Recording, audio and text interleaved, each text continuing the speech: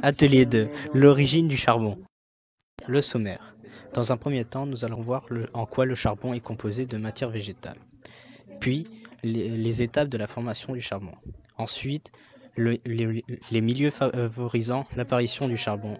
Et enfin, l'exemple du charbon de Graissac et son milieu de formation.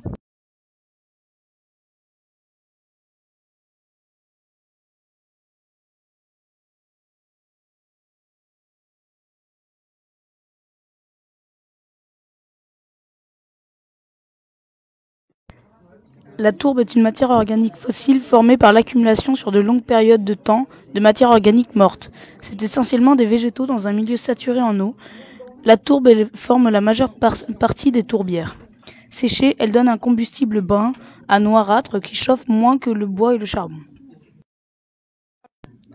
Tourbière, zone humide caractérisée par l'accumulation progressive de la tourbe.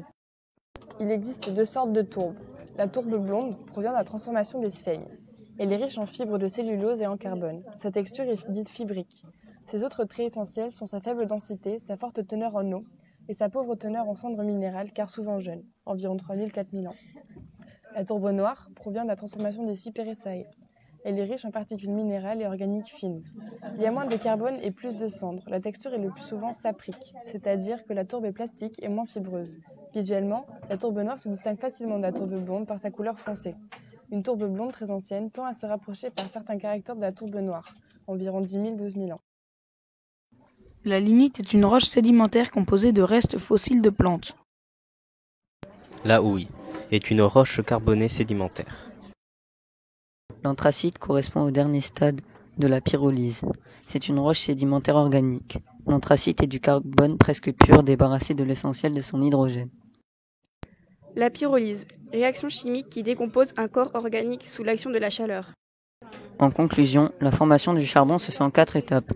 Premièrement, la tourbe, ensuite la lignite, puis la houille et pour finir l'anthracite. Au cours de sa transformation, la tourbe s'enfouit petit à petit. Et au cours de cet enfouissement, le carbone présent dans celle-ci est de plus en plus pur. Il existe des milieux favorables à la pyrolyse.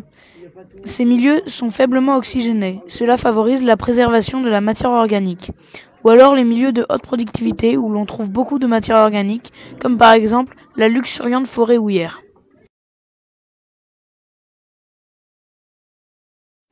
Le charbon de Graissac s'est formé en milieu tropical.